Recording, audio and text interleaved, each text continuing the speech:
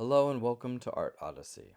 Today, we come to one of those pivotal moments in art history whose very name suggests that something dramatic is about to happen: the Renaissance.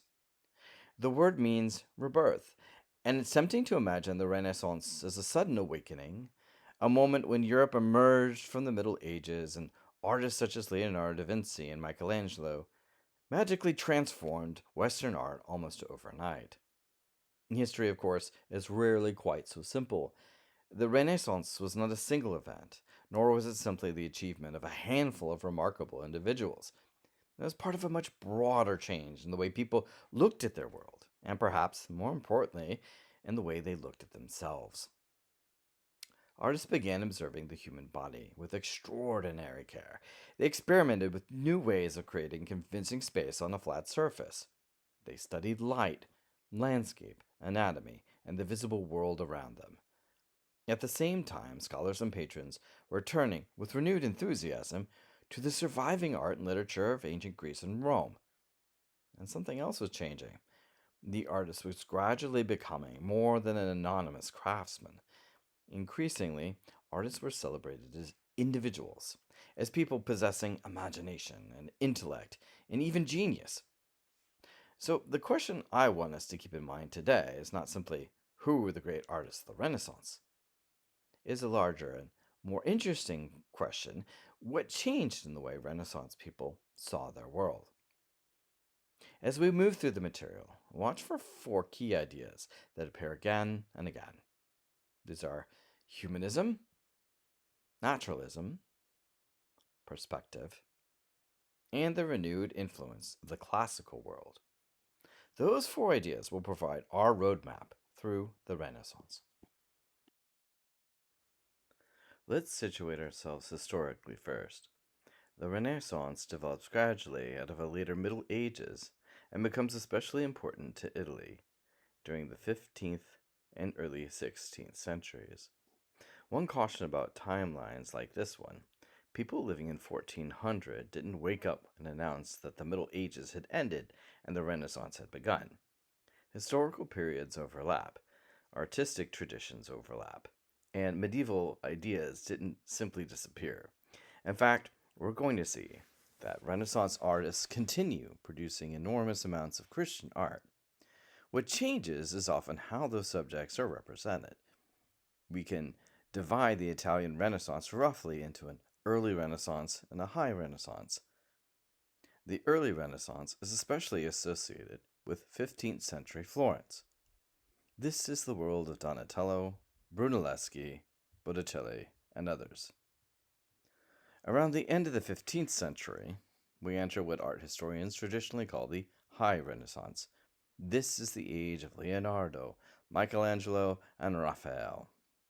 And these artists will take many of the experiments of the 15th century in perspective, anatomy, classical form, naturalism, and push them extraordinarily far. So, what technically is the Renaissance?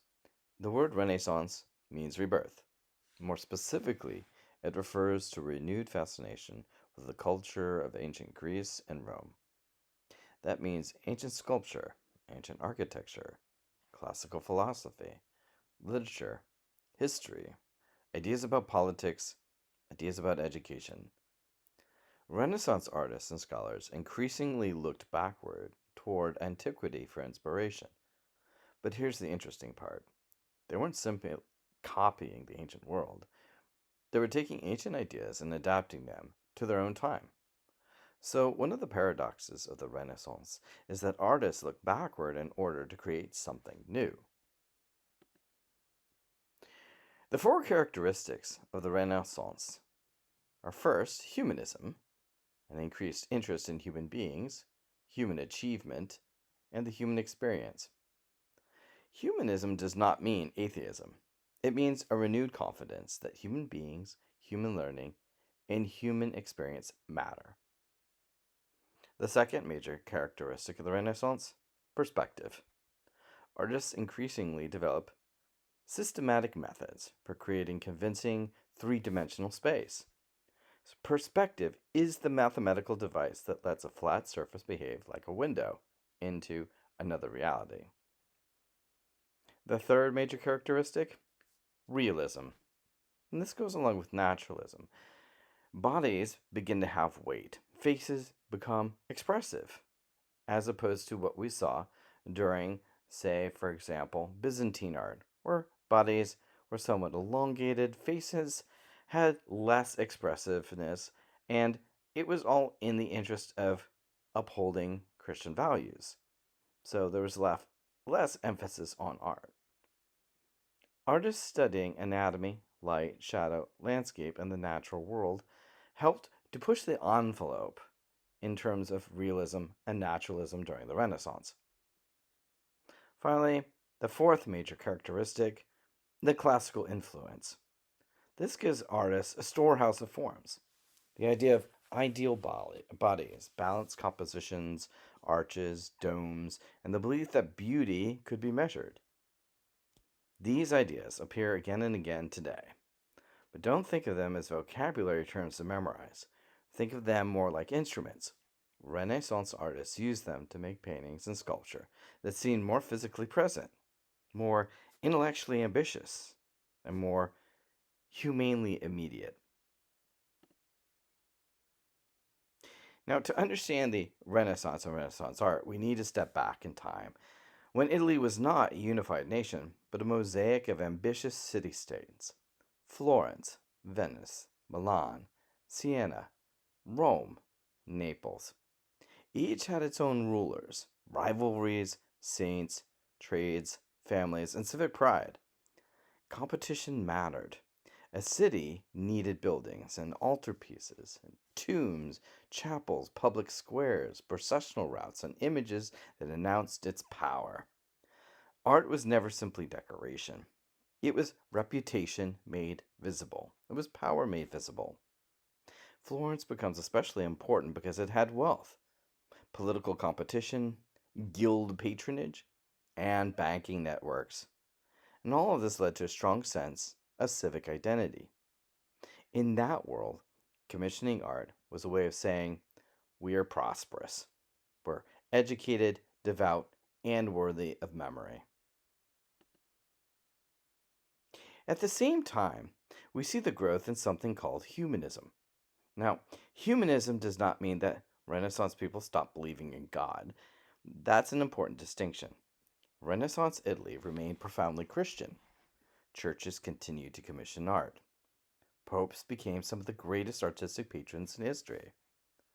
Humanism instead refers to a renewed interest in subjects that associated with classical education and with the human condition rather than simply divine doctrine. Finding ways of making religion more palatable through the human condition and reaching out to the common man. So, such subjects such as history, poetry, rhetoric, philosophy, ethics, and the capabilities of human beings become important issues in humanism. Humanists increasingly ask questions such as, what can human beings accomplish? How should people live? What can we learn from history? How can education improve society? And in art, those questions became visual. How accurately can we represent the human body? This became one of Michelangelo's most important endeavors. How can we make a painted figure appear emotionally alive? How can we create convincing space? How can the study of nature improve art? These are the quintessential Renaissance questions. Art changes when the world that produces it changes. As feudal structures weakened, cities became increasingly important. Wealth came not only from land, but from banking, textiles, trade, craft production, and commercial networks. That created new patrons, merchants, new guilds, bankers, urban governments, and ambitious families. They wanted chapels and portraits, palaces and tombs and public monuments. They wanted art that would speak both to God and to the city. This is one of the great social engines of the Renaissance. A new urban economy gave artists new problems to solve, and new audiences to impress. The result is an art that is still religious, but increasingly tied to civic identity, family memory, and worldly achievement. Imagine the Mediterranean not as empty water, but as a mobile market. Ships carried wool, silk, spices, metal, pigments, glass, books, mathematical knowledge, diplomatic news, and stories from abroad. Trade made cities rich, but it also made them porous. Ideas moved with merchants and sailors. Florence's gold florin became a currency of international exchange, and the city's banking families gained the ability to fund buildings, chapels, artists, and expeditions. This matters because art is made from materials and money as much as imagination. Lapis lazuli, expensive panels, bronze casting, marble, skilled labor, all these depend on these mobile networks. The Renaissance was not born in isolation. It grew out of contact, movement, and exchange. The Renaissance was also a story of recovery. Ancient texts survived in monasteries and libraries throughout the world, Byzantine collections, and through Islamic scholarship. When these works circulated more widely, they changed what educational Europeans thought they could know. Old authors returned with a fresh force. Plato and Aristotle, Vitruvius, Pliny, Cicero, and many others. Some texts offered philosophy, others rhetoric and history, or perhaps even natural knowledge. For artists, this mattered because texts helped legitimate the study of antiquity. Vitruvius gave architecture a classical language. Pliny preserved stories about ancient painters. Philosophers and poets offered subjects and ideals. The past became not a ruin to be admired from a distance, but a quarry of ideas to be cut, shaped, and reused. Florence is the city we return to again and again because it functioned almost like a Renaissance laboratory. Its streets, churches, halls, chapels, and public squares became spaces of experiment. The city's artists did not work in a vacuum. They worked for guilds, religious institutions, civic governments, and wealthy families such as the Medicis. Florence also had a powerful memory of Republican identity, even when powerful families dominated politics. That tension between public virtue and private ambition runs through its art. A statue, a chapel, or a fresco could be beautiful, but could also be a claim about piety, ancestry, or civic service. Florence teaches us that the Renaissance is never just visual, it's also social. The Reformation challenged the authority of the Catholic Church and forced Europeans to argue intensely about images, wealth, devotion, and religious truth. Some reformers distrusted images. Catholic patrons responded by commissioning art that could instruct, persuade, and move viewers emotionally. The Counter Reformation did not erase Renaissance achievement, but altered the stakes. Art had to be more than display. It had to defend the faith. It had to stir devotion and communicate doctrine with force. This helps explain the transition toward the Baroque, where bodies press forward, light becomes theatrical, and sacred stories are made immediate, tactile, and urgent. The early Renaissance is a period of problems that are solved and both unsolved. Artists are asking practical questions. How do you make a convincing room? How do you make a place like depth-wise work? How do you show a body turning in space? How do you make a draped figure seem to have bones and muscle underneath? The answers come through geometry, observation, and classical study. Linear perspectives, foreshortening, chiaroscuro, proportion, and relief are not just abstract ideas, they're working methods at this time. The crucial point is that the Renaissance art does not become necessarily naturalistic because artists suddenly loved nature more. It becomes naturalistic because artists develop tools for making nature more visible. Now we meet one of the great shocks inside the Florentine story. The Renaissance was not a calm parade of beauty and reason. In the 1490s, Florence was shaken by political crisis, the exile of the Medici family, and the preaching of what is referred to as the Black Monk, or Girolamo Savonarola. He attacked luxury, vanity, and corruption, and said this led to moral weakness. The famous Bonfire of the Vanities was not merely a colorful episode, it actually happened, and it revealed a city arguing with itself about what art, beauty, wealth, and salvation meant to its people. Imagine the piazza filled with objects judged too dangerous for the soul: cosmetics, fine clothing, paintings. Whether every later legend is exact or not, the symbolic force is clear. Renaissance Florence could produce Botticelli's mythological poetry and also condemn such beauty as temptation. That matters. The same culture that celebrated human dignity also feared human pride. And as a result, pieces by Botticelli were gathered and burned during the Bonfire of the Vanities. Before Florence's 15th century experiments, we need to meet Giotto. Step into the Scrovegni Chapel in Padua, and the walls surround you with a sacred narrative that feels newly solid. Giotto did not invent realism from nothing, but he made figures carry weight and emotion in a way that startled his viewers. His people stand, bend, embrace, grieve, and turn with a physical seriousness that differs from the flatter, more patterned conventions of much of Gothic painting and Byzantine art. The chapel also reminds us that art is tied to patronage and moral anxiety. Its patron, Enrico Scrovegni, commissioned it in a world deeply concerned with sin.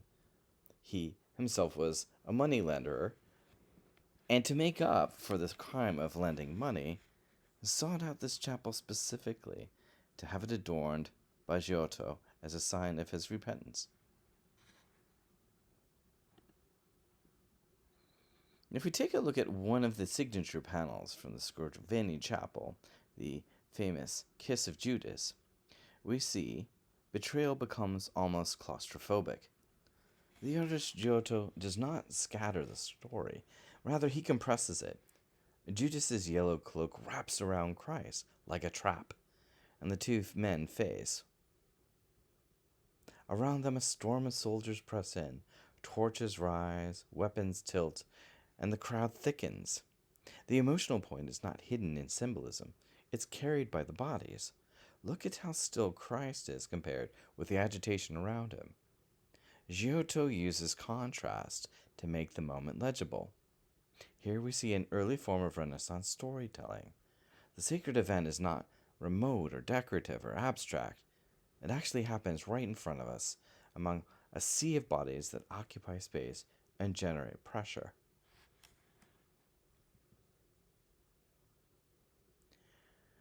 The Ognissanti Madonna is a useful bridge talking about Giotto and the Renaissance. At first glance, it still belongs to an older visual world, with its gold background and sacred hierarchy, angels arranged around a throne, many larger than life. But look at the throne itself. It actually has mass. It recedes. The Virgin's body seems to press into space beneath the drapery. The angels overlap instead of floating like separate signs. Giotto is not abandoning sacred majesty. He's giving it structure. He's giving it weight. He's making it approachable. That is what makes the painting important to us. Renaissance naturalism does not begin with a rejection of devotion. It begins as a way to make devotion more tangible to the viewer. The holy figure becomes more present because the world around her becomes more physically convincing. Now let's switch to architecture and talk about one of the most compelling competitions in the Renaissance. We move to Florence and the baptistry doors of St. John's. These were not a private commission tucked away in a study. The local Fullers Union had commissioned a series of artists to come up with designs for their baptistry doors. The competitions mattered because they turned artistic skill into public exhibitions. This is where artists got noticed. Who could invent the most persuasive image? Who could handle bronze, narrative, anatomy? The final two artists, Ghiberti and Brunelleschi, were given the topic of the sacrifice of Isaac. This gave them a dramatic test. A father, a son, a divine command, an angelic intervention, a knife, and a body on the edge of death. In these panels that we'll look at, Renaissance art becomes a public argument about invention. Ghiberti's panel is elegant and controlled. The figures move in a graceful rhythm, and Isaac's nude body clearly recalls ancient sculpture. The angel will rise with composure. Abraham's gesture is dramatic but not chaotic. Even the landscape and servants are woven into the composition. This is an art that shows Ghiberti gives Florence a vision of technical refinement and classical beauty. His narrative is clear. It's easy to see why his solution appealed to the judges. The bronze surface becomes a miniature stage on which violence is restrained by harmony. In Renaissance terms, that balance matters. The ancient body, the biblical story, and the artist's technical skill meet inside of a small but extraordinarily ambitious project. Now we switch to Brunelleschi's panel. His seems more urgent. An angel lunges in to stop the knife at the last moment. Isaac twists sharply. Abraham's action has a harder edge. He tilts his son's face up towards the heavens so he doesn't see the actual blow coming. The composition seems less graceful than Ghiberti's. That's because it has a different kind of force. This contrast is useful because it shows that during the Renaissance, artists never stuck to one particular style or one direction. Artists were competing for different solutions. One emphasis is on elegance and another on continuity. If we look at Brunelleschi's version, we're overwhelmed by this sort of emphasis on shock. If you look at the eyes of the father, Abraham, they seem crazed, looking out into space, almost unclear what he's supposed to do. And given this divine command to kill his own son, that's exactly what we would expect him to experience. And in so doing, Brunelleschi has given us a humanist perspective. Brunelleschi ultimately lost this competition, but he doesn't disappear from our story quite yet. He would soon solve one of Florence's greatest architectural problems: how to crown the cathedral with a dome that seemed to contemporaries nearly impossible. Now we switch to sculpture.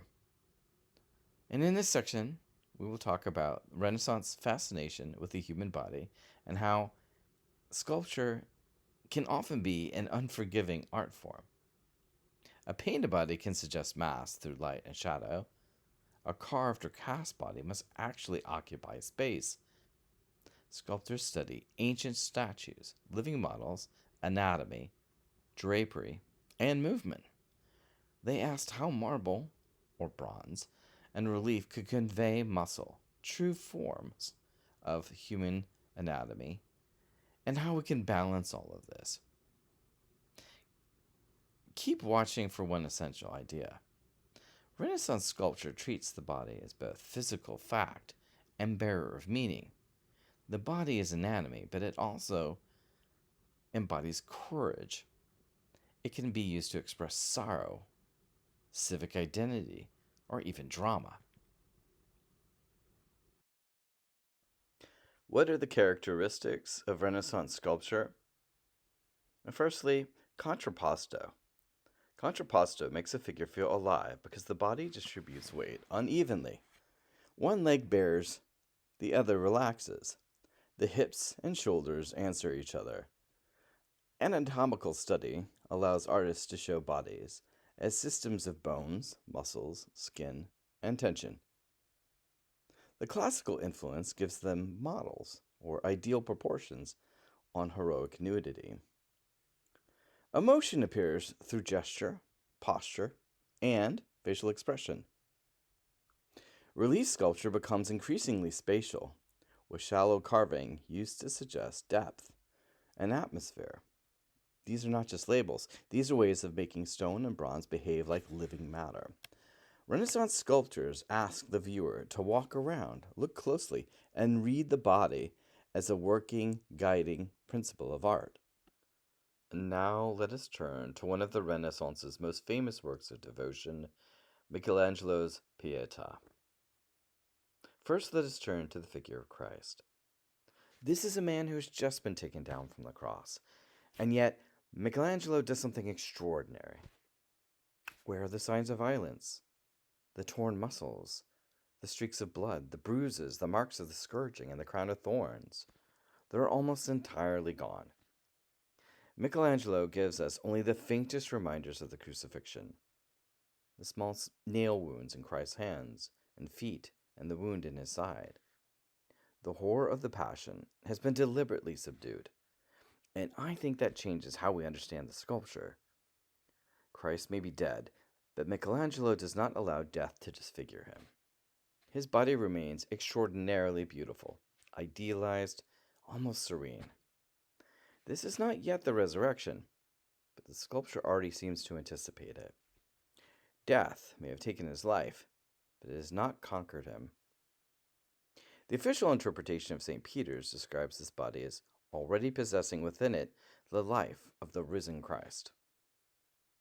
Now, let us turn to the figure of Mary. She should be considerably older than the man lying across her lap. Instead, she appears impossibly young. And that's deliberate. For Michelangelo, Mary's youth is not really about biological age. It's about purity and incorruptibility. She exists almost outside of ordinary time, the Virgin Mother untouched by the physical decay of the world. Contemporary explanations of the sculpture likewise understand her extraordinary youth in theological terms. Mary remains eternally pure and immaculate. But what makes this sculpture so moving is that all of that theology is expressed through the human body. Mary looks downward toward her Son. Christ's head falls back, his face turning upward and away from her, as though the composition itself were beginning to draw him from his earthly mother toward his heavenly Father. And look at the weight of him. Christ does not sit neatly in Mary's lap. He collapses across it. His arm falls limp. His torso sinks backward. His legs slide heavily across the folds of her clothing. You can almost feel Mary supporting the dead weight of her adult son's body. And yet this is marble. This is Michelangelo's astonishing achievement. Look at Mary's hand beneath Christ's flesh. Look at the softness of his stomach, the delicate molding of his chest, the loose fall of the arm, and then compare all of that to the deep, complicated folds of Mary's drapery. Michelangelo makes stone behave like cloth, and then makes the same stone behave like living or recently living flesh.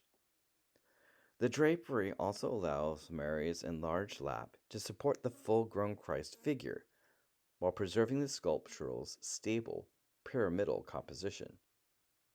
So, the Pietà is simultaneously about death and the promise of life, human grief and divine salvation. Mary still holds her son, but she cannot keep him. Her open hand seems almost to present him to us and beyond us. The mother looks up, the son turns upward, and somewhere between these two moments, Michelangelo transforms a scene of terrible human loss into a vision of ultimate salvation. Another of Michelangelo's famous works is his David. Michelangelo was only 26 when he received the commission for the David, and he had just completed the Pietà in Rome. The statue had originally been commissioned for the Cathedral of Florence, one of a series of enormous figures intended to decorate the exterior high above the city. Michelangelo was given a massive block of marble that had already been abandoned by earlier sculptors. It had been sitting unfinished for decades.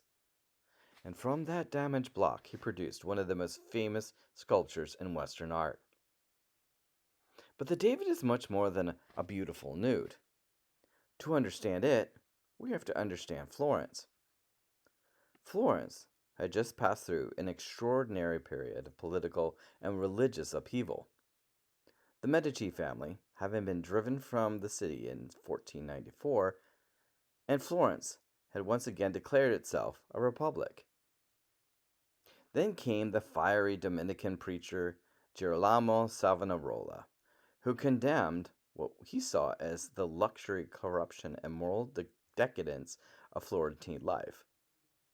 His followers staged the famous Bonfire of the Vanities, burning luxury goods, books, paintings, cosmetics, and other objects associated with worldly excess. Savonarola himself eventually came into conflict with Pope Alexander VI. He was excommunicated, arrested, and in 1498 executed in the Piazza della Signoria. So when Michelangelo began carving the David in 1501, Florence was asking a fundamental question. What kind of city were we going to be?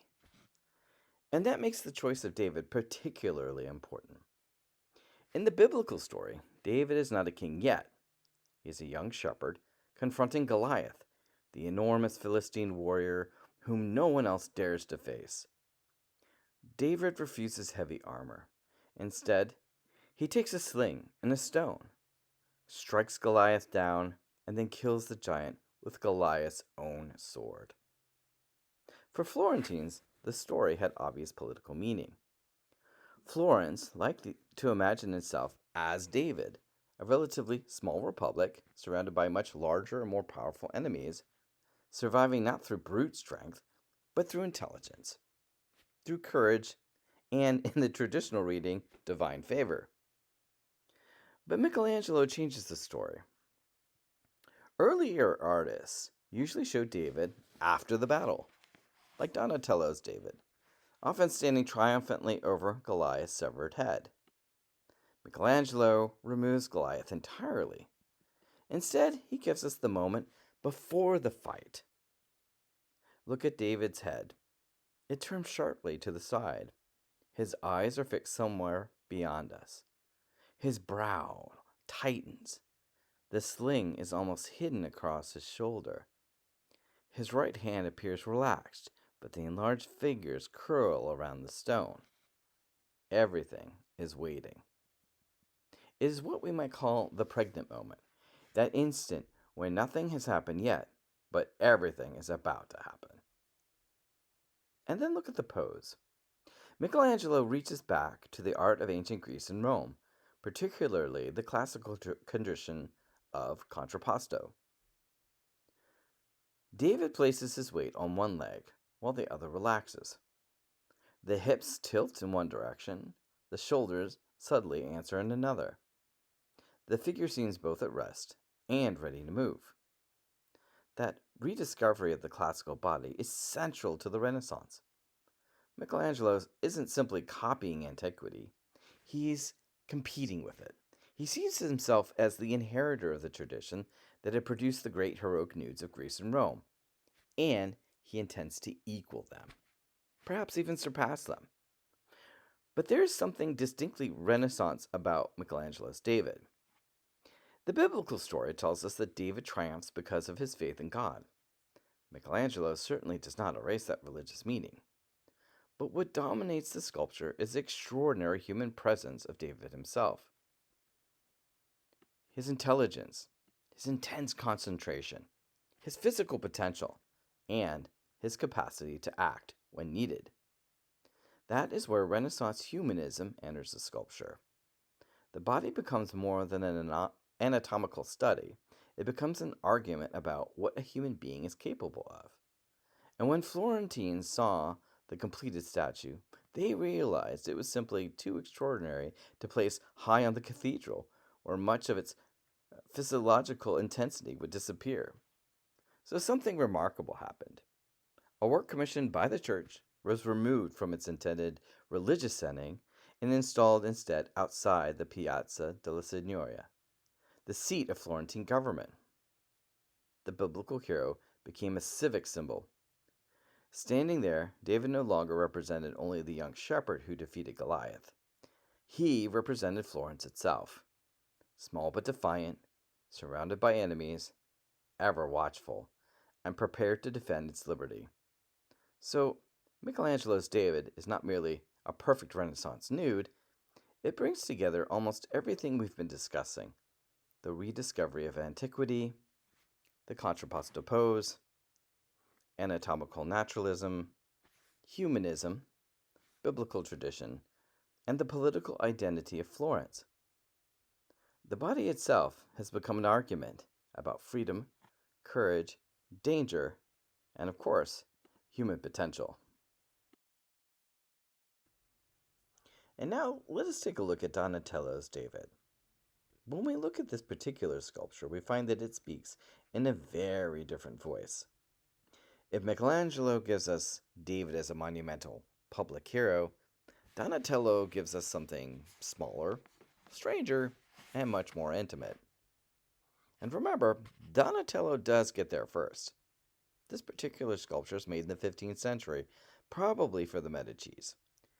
The bronze represents one of the most daring revivals of the ancient world and Renaissance Florence. Here, for the first time in centuries, we have a life-size freestanding male nude intended to be seen in the round. But this is not the muscular, heroic nude we might expect. David is remarkably young, almost delicate. He stands in an exaggerated contrapposto, one hand resting casually against his hip, wearing nothing but boots and an oddly fashionable hat. Beneath his feet lies the enormous severed head of Goliath, his sword held by the youth as if poking him in death. The contrast is almost absurd. This slender adolescent has somehow defeated this mighty giant. And that is precisely the point of the story. David does not defeat Goliath because he's stronger.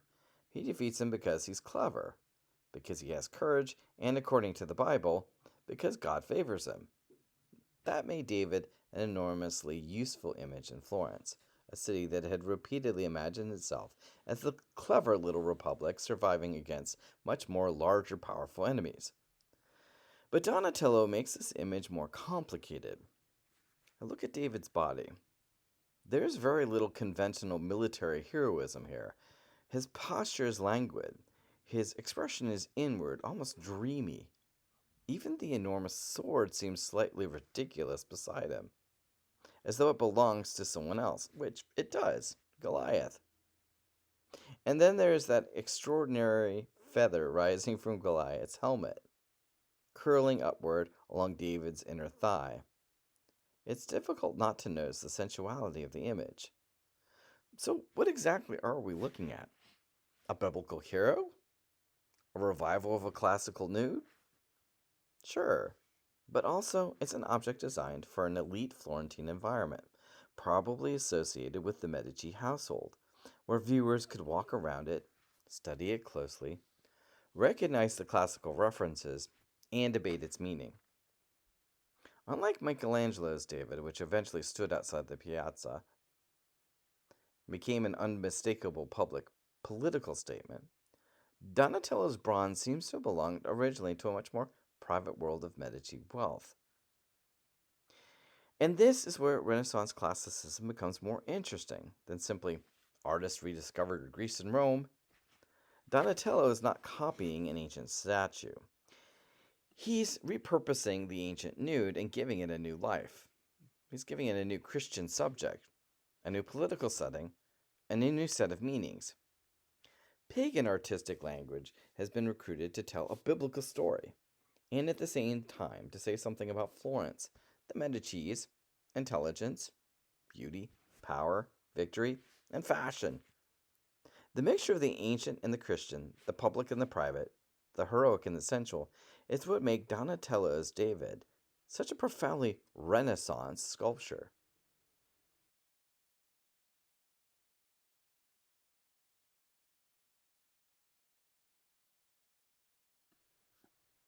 And now let us return to painting. The painter's challenge is different from the sculptor's. A painter has only a flat surface, yet must conjure bodies, architecture, atmosphere, play with distance and light, emotion, and time.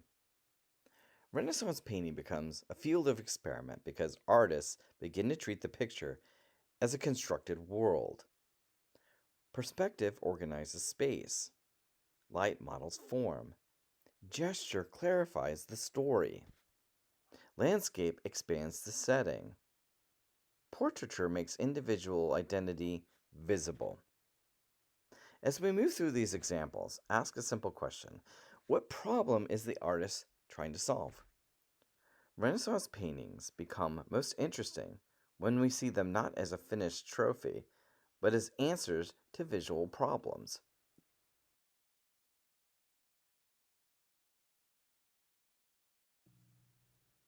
And now we come to Father Angelico's Annunciation, a quiet but hardly simple painting.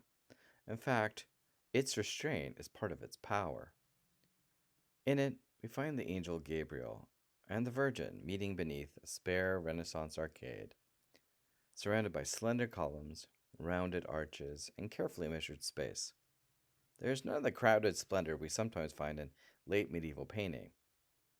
Father Angelico has stripped the scene down to its basest components: two figures, an architectural setting, a garden, and a moment of stillness.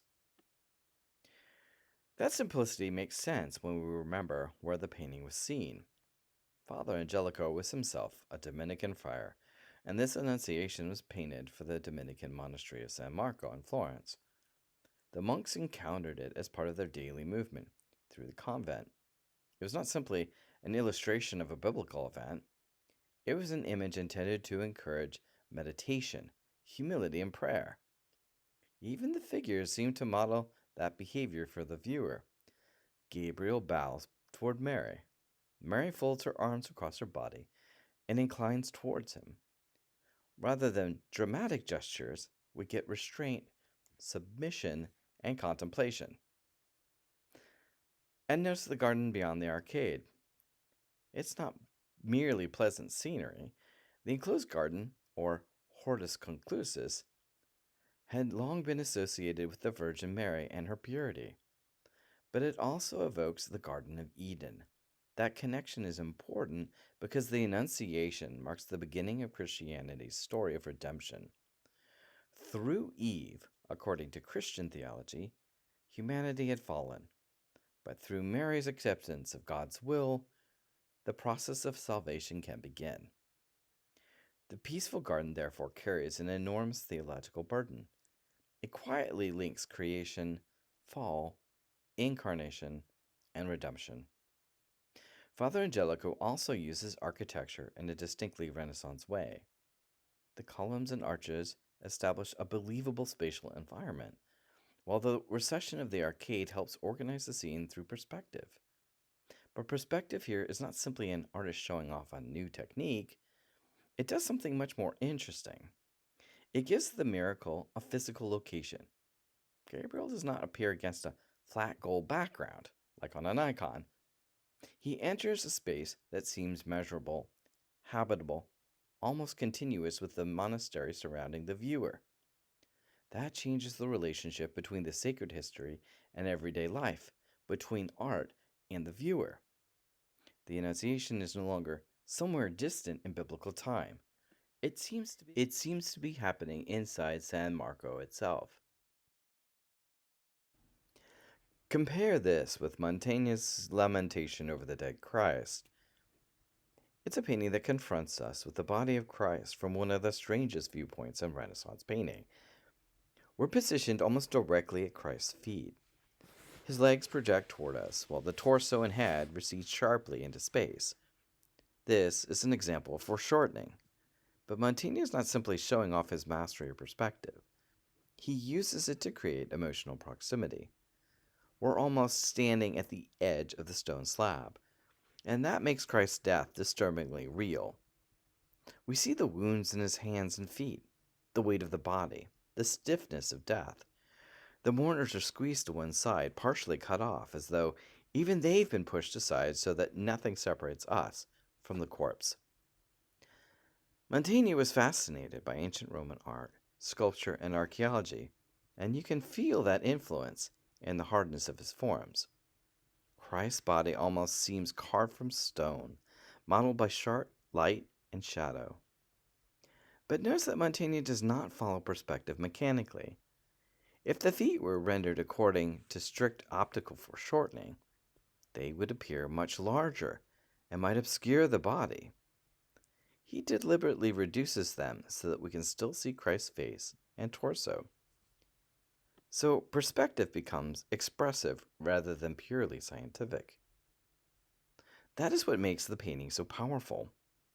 Renaissance artists had learned how to make space convincing. Mantegna asks, what happens when that space becomes uncomfortably close? We're not simply shown Christ's death, we're placed alongside it. Sandro Botticelli was one of the leading painters of the late 15th century Florence. Trained in the workshop of Father Filippo Lippi, he developed a distinctive style based on graceful line, elegant figures, and poetic atmosphere. He also worked closely with the cultural world surrounding the Medici family, where artists, poets, and humanists were increasingly interested in classical mythology. The exact patron of the birth of Venus is uncertain, though the painting is often connected with Lorenzo de' Medici, and was later recorded at the Medici Villa at Castello. What matters most is that this is probably an elite private image and not a church commission. Botticelli's Birth of Venus takes us away from biblical narrative and into the world of classical mythology. First, notice the material. This is a large tempera painting on canvas, rather than a fresco or wooden panel. Canvas was still relatively unusual for a work of this scale in Florence, and it contributes to the painting's lighter, more decorative quality. And Botticelli's style is very different from, say, Leonardo's. Look at the outlines. Venus, the winds, the flowing hair, and the drapery are all bounded by strong, elegant contours. At times, it almost has the clarity of a coloring book drawing. First the line, then the color inside it. The lines are very, very thick.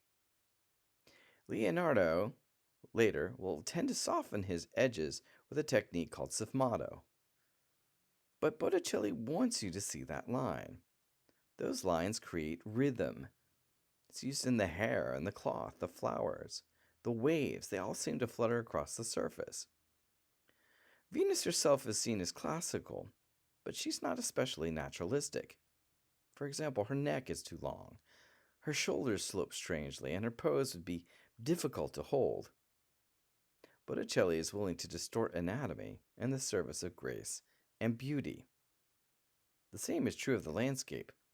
If you look down the coastline, the sea seems tipped upward, and the figures do not sit convincingly in deep space.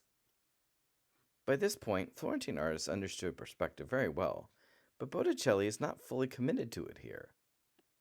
He's experimenting with Renaissance naturalism, but his real interest is elsewhere, in lines and patterns. So Botticelli complicates the idea that Renaissance art is simply a march toward greater realism. He's looking backward to classical myth, while creating something dreamlike and courtly. Venus does not seem to occupy ordinary space. She seems to appear, and that is part of the painting's power. Classical mythology has become a serious subject for elite Florentine culture, and beauty itself has become worthy of contemplation. But keep Savonarola in mind. This world of pagan mythology, sensual beauty, and luxury would also provoke anxiety in Renaissance Florence. And now we move into something called the High Renaissance. The High Renaissance is often called its pinnacle, but a better word might be synthesis. The experiments of the 15th century in perspective, anatomy, classical balance, naturalism, and psychological expression come together with extraordinary confidence. Leonardo, Raphael, and Michelangelo each offer a different answer to what art can be. Leonardo studies the world as a system of movement and shadow. Raphael turns knowledge into clarity and harmony, while Michelangelo makes the body a vehicle of spiritual and heroic force. This period is brief, but its reputation is enormous because it makes difficult things look inevitable. And that is often the mark of mastery. The solution seems simple only after someone has found it. Leonardo da Vinci.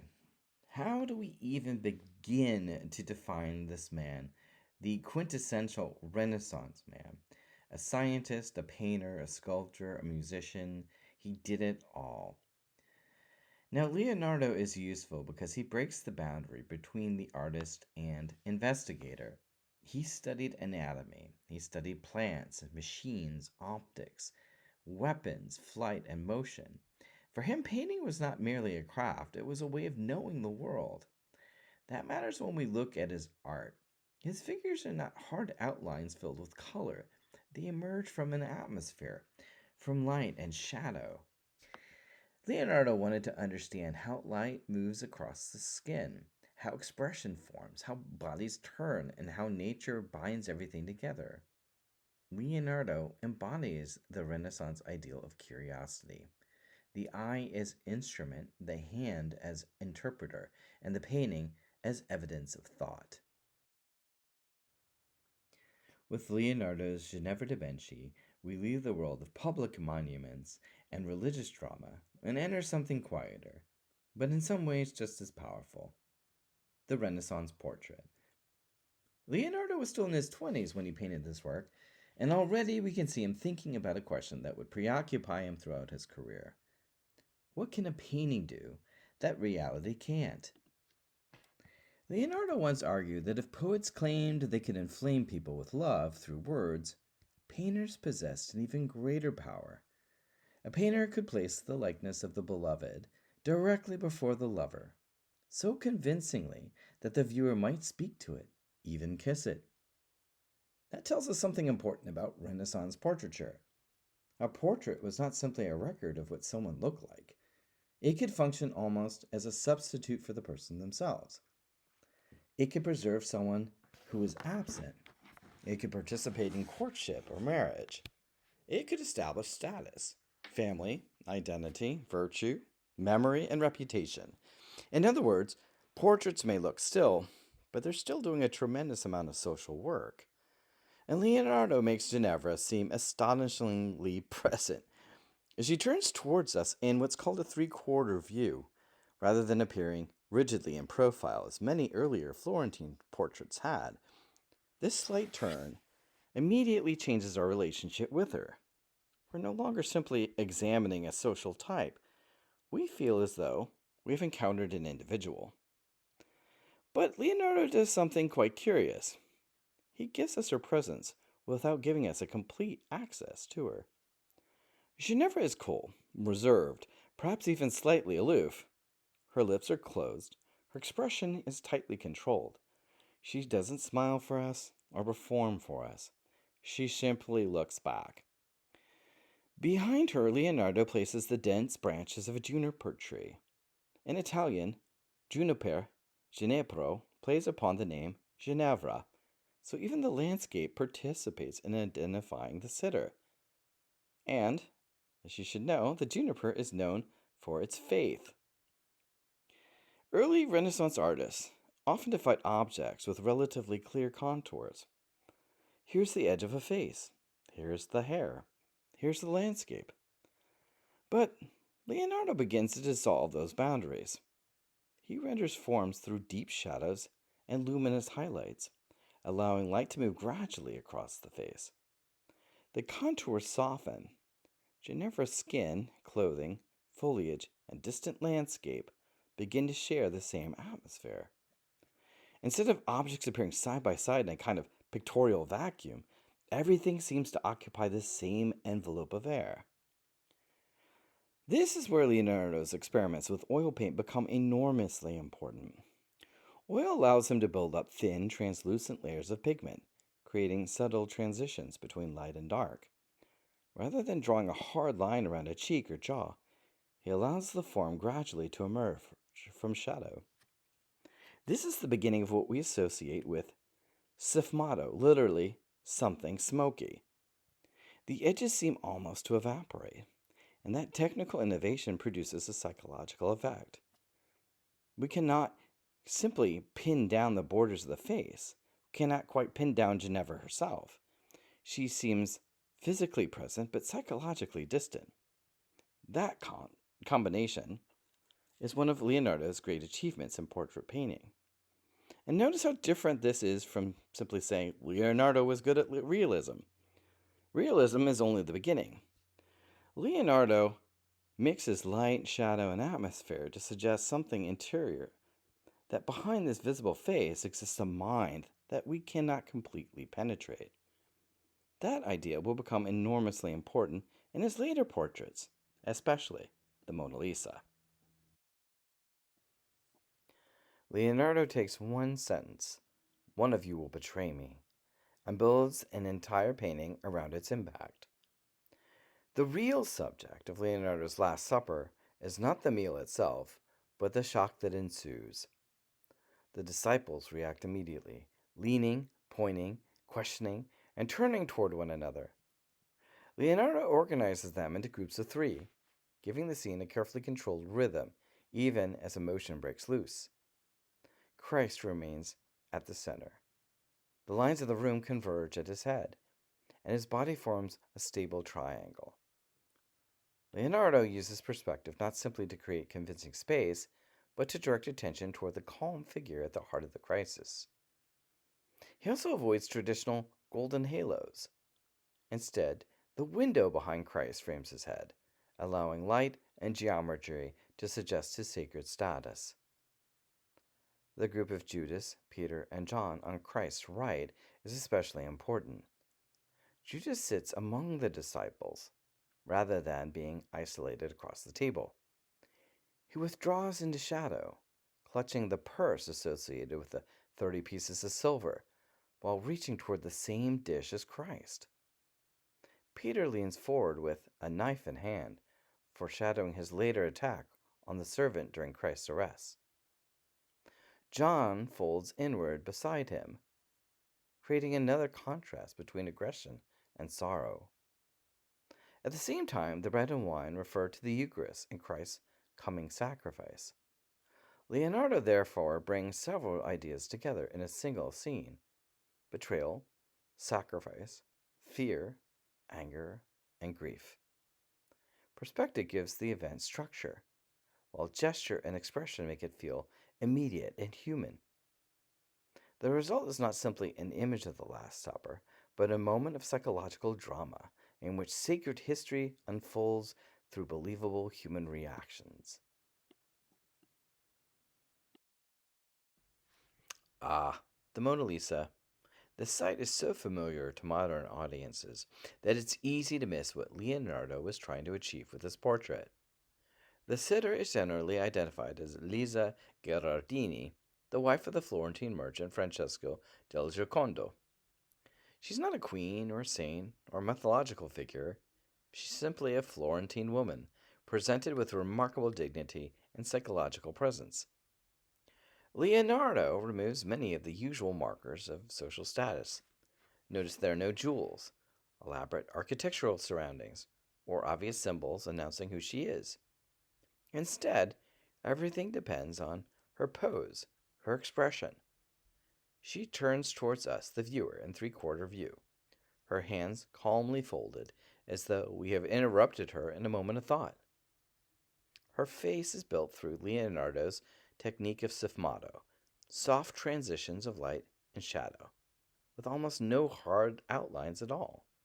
You can almost picture Leonardo with his thumb up against the canvas, slowly smudging out those hard lines. Around the eyes and mouth especially, the forms seem to shift, which gives her expression its famous ambiguity.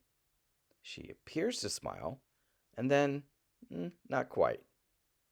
Behind her stretches an equally mysterious landscape of roads, rivers, rocks, and distant mountains.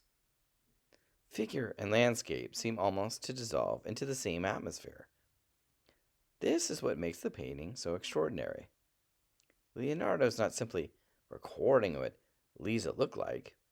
He's trying to suggest a living person with an inner life, someone physically present before us, but psychologically impossible to possess completely. That speaks to her agency and independence as a woman. The Mona Lisa becomes less about status and more about individual consciousness. The Renaissance portrait as an encounter with another human being. Raphael's School of Athens is one of the great visual statements of Renaissance humanism. Raphael painted it for Pope Julius II in the Vatican, in a room that also contained images devoted to theology, poetry, and justice. So, classical philosophy is not being presented as the enemy of Christianity, it's being incorporated into a larger vision of human knowledge. Raphael gathers the greatest thinkers of antiquity into an imaginary, monumental building inspired by ancient Roman architecture. At the center are Plato and Aristotle. Plato points upward, toward the realm of eternal ideas and perfect forms. Aristotle extends his hand toward the earth, emphasizing observation, experience, and the physical world. In a single pair of gestures, Raphael summarizes two enormous philosophical traditions. Around them, knowledge becomes active. Philosophers argue, mathematicians calculate, students listen, writers record ideas. Euclid can be seen bending over a geometric pattern. Pythagoras works through mathematical relationships. Diogenes sprawls almost carelessly on the steps. Raphael even gives several ancient thinkers the faces of Renaissance figures.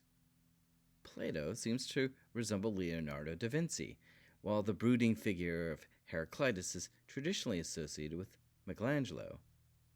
Raphael himself appears at the edge of the scene, quietly looking out toward us, the audience. This is an extraordinary claim. The Renaissance artist is no longer simply a craftsman. He belongs in the company of great philosophers, mathematicians, and intellectuals. Perspective reinforces the message.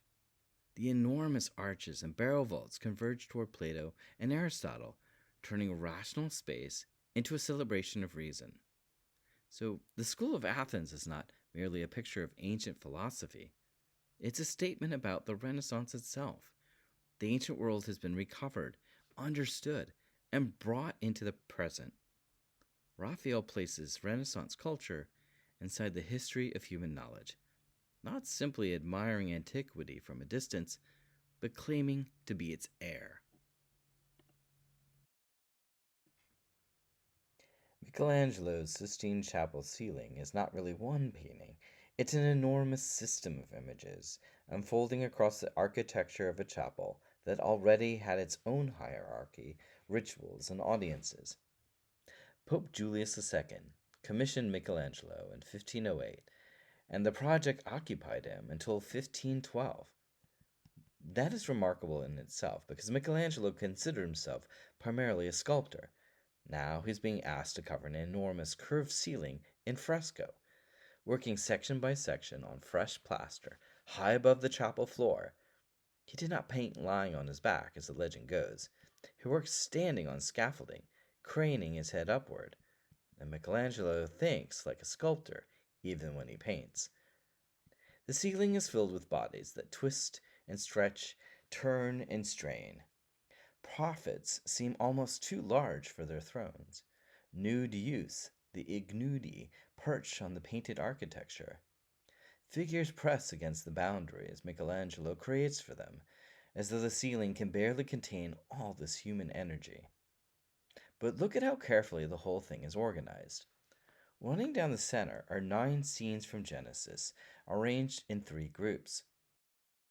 First, the creation of the universe, then the creation and fall of Adam and Eve, and finally the story of Noah and the flood.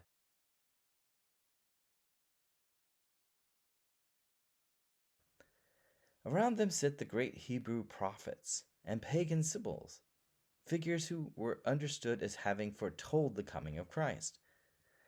Below them, in the lunettes and spandrels, appear the ancestors of Christ, and the 4 great corner pendentives are stories of the miraculous salvation of Israel. So Michelangelo is taking the viewer from creation to fall, to prophecy, and ultimately towards salvation. But there's another layer that is easy to miss when we see the ceiling reproduced in the textbook. The chapel itself was divided by a marble screen. The area closer to the altar belonged primarily to the Pope, the cardinals, and the clergy, while other attendees occupied the section near the entrance.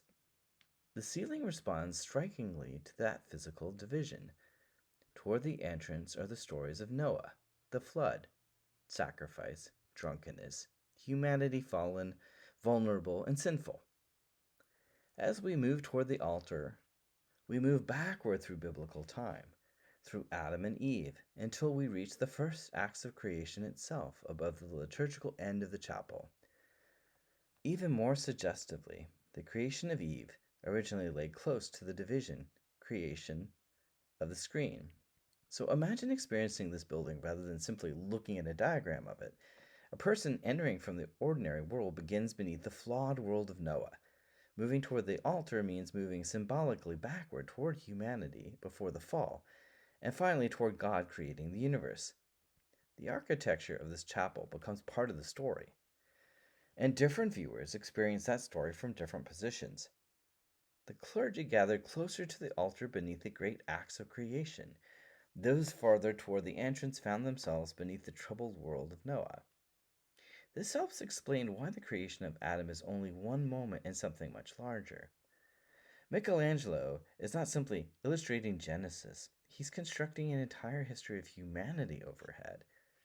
Creation, innocence, temptation, sin, and prophecy. And he tells that story overwhelmingly through the human body. The creation of Adam returns us to the human body, but Michelangelo makes an important distinction between human nakedness and the divine. Adam is completely nude, and in the world of Genesis, that makes sense. Before the fall, Adam and Eve are described as naked and unashamed. Nakedness is not yet associated with sin. It is simply the natural condition of humanity. Michelangelo transforms that idea through the language of classical sculpture. Adam reclines like an ancient god, youthful, muscular, and physically beautiful. The human body itself seems worthy of monumental art. But notice that God is not nude. And if Adam is created in God's image, you would expect him to be so. Instead, God has given human form, powerful, muscular, almost sculptural, but he's wrapped in a flowing drapery and surrounded by a great swirl of figures and fabric. Michelangelo makes God physically understandable without making him simply another human body. Adam belongs to the natural world. God remains somehow beyond it. And then everything comes down to these 2 hands. Adam's arm reaches outward almost lazily, while God surges toward him with extraordinary energy. Their fingers nearly touch, but do not. That tiny space holds the entire drama of creation. The almost touch is more powerful than the actual touch would be because Michelangelo gives us the instant before life is fully transmitted. Does that seem familiar? If we go back to Michelangelo's David, remember, he shows us a David before the moment of action. before he engages with Goliath. Here, Renaissance humanism and Christian theology meet. Adam possesses extraordinary beauty and dignity, but he's still dependent upon God for the thing that makes him truly human. Michelangelo, therefore, celebrates the human body without making humanity divine. Adam may look almost godlike, but the gap between those two fingers reminds us that he is still a creature waiting for the spark of life. So let's return to the four ideas we began with: humanism, naturalism, perspective, and classical influence. We saw humanism in works like Raphael's School of Athens, where ancient philosophers were treated as intellectual ancestors, and in Michelangelo's David, where the human body becomes a vehicle for courage, dignity, and civic identity. We saw naturalism in Leonardo's portraits, and The Last Supper. Faces respond, bodies occupy believable space, and sacred history becomes something emotionally charged. Montaigne pushed that even further, bringing us almost uncomfortably close to the dead body of Christ. We saw perspective used in different ways. With Father Angelico, we saw it used for the Annunciation, and we felt as though it could happen inside a real human space. Leonardo used perspective to pull our eyes towards Christ. Montaigne used foreshortening to collapse the distance between the viewer and the subject. And we saw classical influence everywhere, from Donatello's revival of the freestanding nude to Botticelli's Venus, to Raphael's philosophers, and to Michelangelo's monumental bodies. But these artists did not simply copy antiquity or become progressively more realistic. Botticelli sometimes sacrificed perspective for line and beauty. Father Angelico used Renaissance space to deepen medieval devotion. Michelangelo combined the heroic nude with Christian theology. Leonardo used science and observation to explore something as elusive as thought and emotion. That is what makes the Renaissance so important. It's not simply a rebirth of the ancient world. It was a period in which artists took old subjects, new techniques, classical models, religious traditions, and emerging ideas about the human being, and recombined them in ways that transformed what art could be.